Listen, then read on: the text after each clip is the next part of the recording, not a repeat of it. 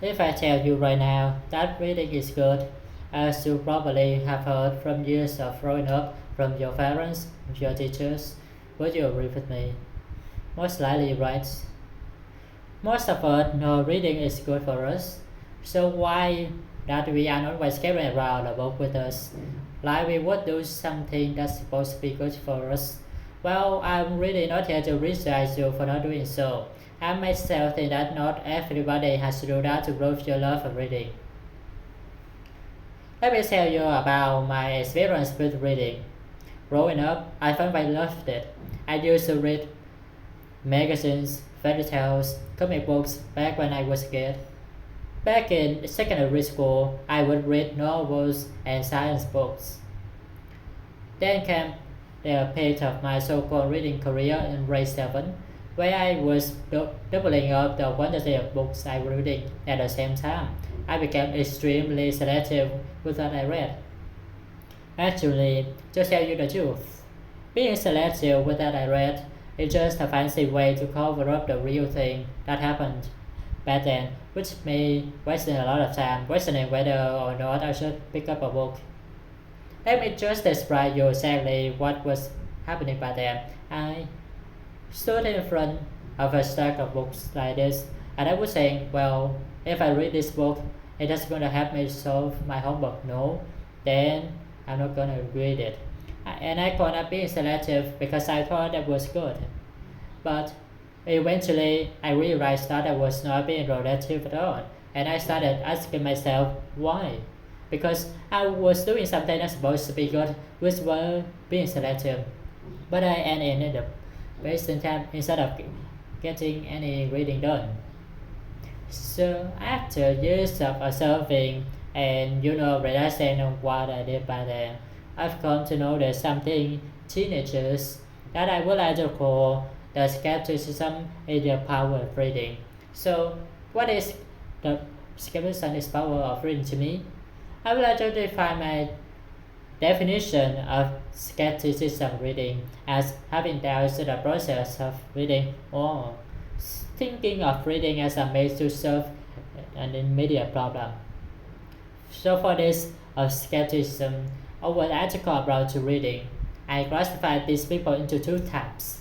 The first type are the people who never really give reading a chance because they cannot possibly think of how reading can help them in any way. The second type of people are those who actually had false beliefs in the power of books, but after not seeing themselves get instant results, they give up and their belief is started into strong disbelief. For both of these types, there are some mindset shifts they're going to have to make in order to break free from these limiting beliefs about books. Now let us get started with the first type, the over radical. These people are those who spend time sitting to convince themselves that reading cannot possibly help them get better in any way. They cannot see how reading this book is going to make their lives immediately better. For example, if I'm having this really difficult math homework and reading this book is going to help, then I'm not going to do it. That is the mindset of people in Taiwan. Now, if you ask these people if they think reading is good, they're really likely to say yes. They do think that reading is good, but isn't said or done. They only look at short-term benefits of reading, which is how it's going to benefit today, tomorrow, or today, to which they could not, or what they read, changing anything. Don't get me wrong though, these people are not lazy. In fact, on the bright side, they may be someone who is extremely result oriented, and particular with that they spend their time on. However, as they think of reading as a means to solve an immediate problem or simply consider it as contemporary motivation, they start questioning if they doesn't actually help them, for example, to solve their homework. I've been in this position, to be honest with you. And while you may think that, why is it so hard to convince these people to just give reading a chance? It's really not that easy. Let me just play it out how conversation with this type of person would go.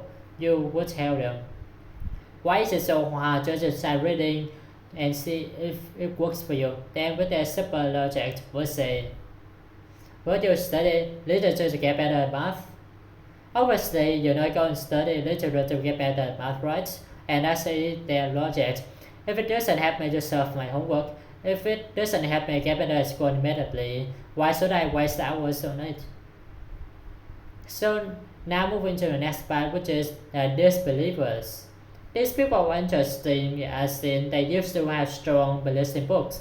They used to be the ones like me, standing here right now telling that reading is good. But the thing is, after reading several times and not seeing themselves turning into genius overnight, they give up. They lose the motivation.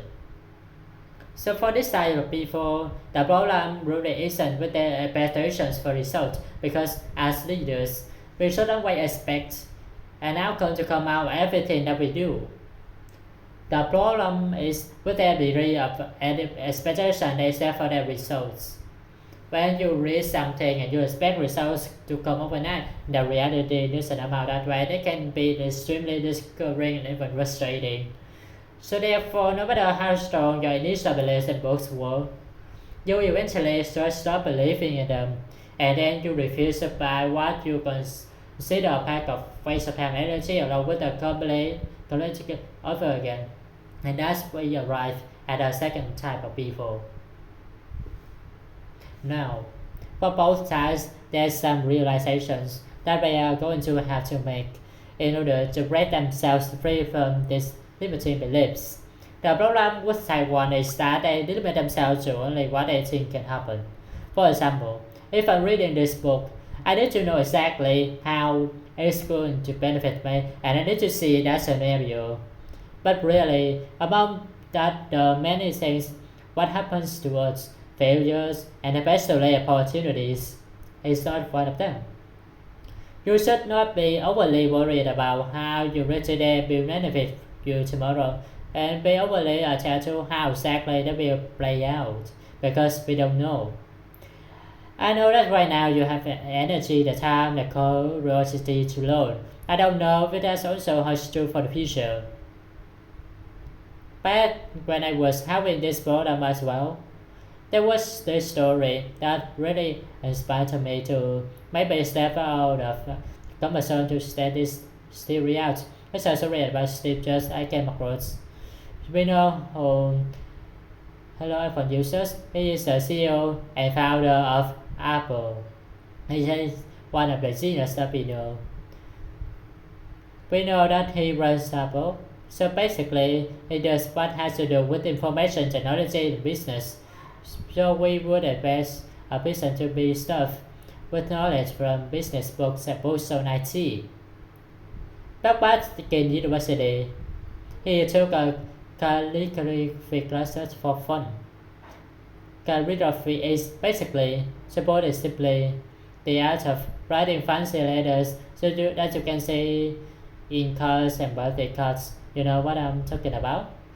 He took it just for fun. And personally, for me, I would never imagine that one calligraphy would have someone on information and technology, and maybe he didn't know how would that have either.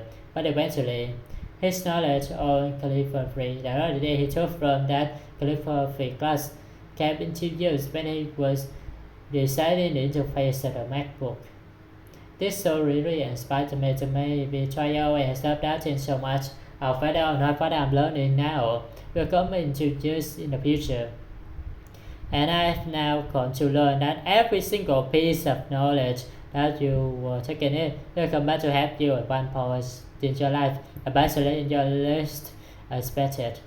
That is why you should stop doubting so much about whether or not you should learn something.